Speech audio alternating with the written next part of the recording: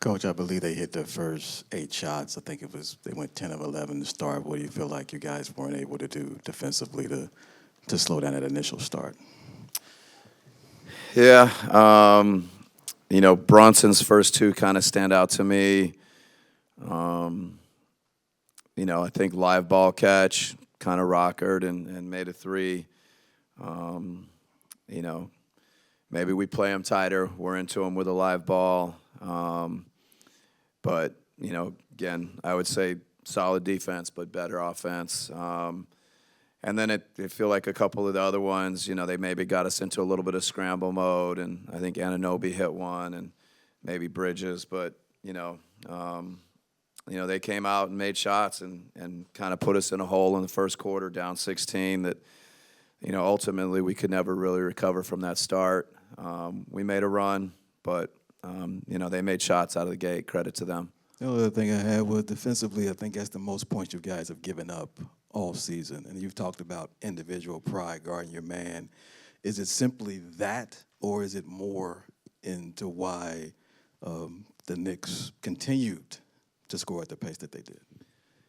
Yeah, again, I think credit to those guys. But I thought our transition defense at times was not where you needed to be good defensively. If you're going to withstand a good shooting night, you got to take away the easy ones in transition. You got to be great there. I think we had some lapses in transition where we got to be better.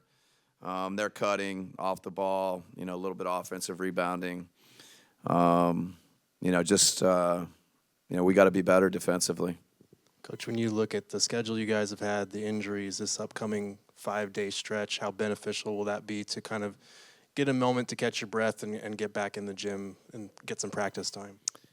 Yeah, I think when the schedule comes out, it doesn't, look like it's something that you'd ever ask for, but maybe there's some kind of silver lining in a 5-day break. We can get in the gym, we can look at things, we can figure out, how to be better.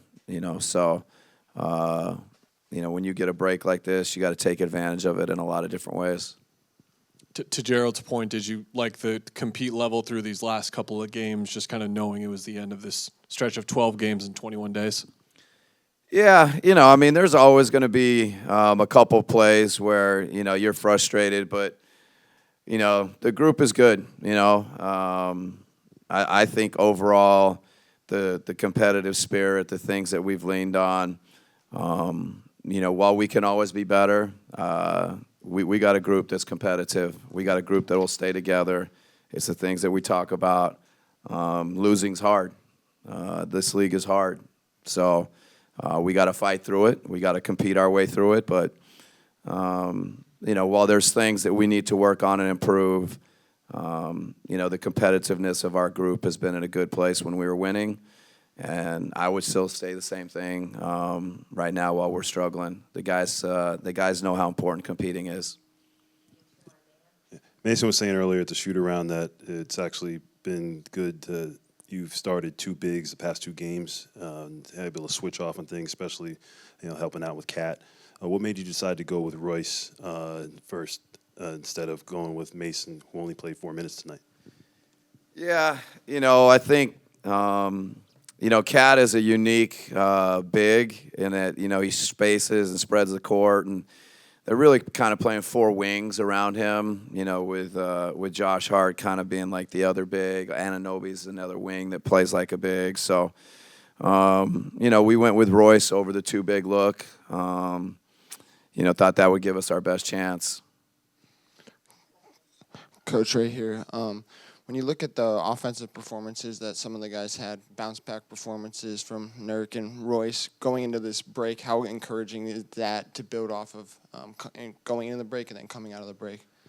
Yeah, no doubt for Nurk to play, I think was a good sign, for him to, I thought 33 minutes, and he competed, made some threes, gave us a presence on the board. I thought second half, our defense was better, and he was a big part of it.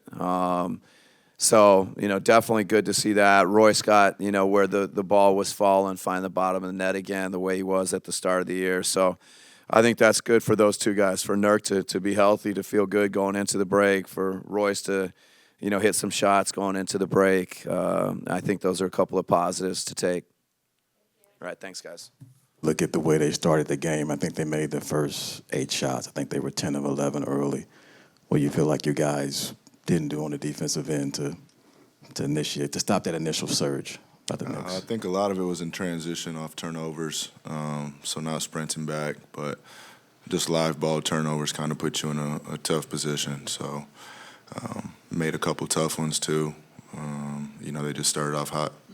Curious, the other thing I had was when you're defending Brunson, he had such a herky-jerky stop and do that.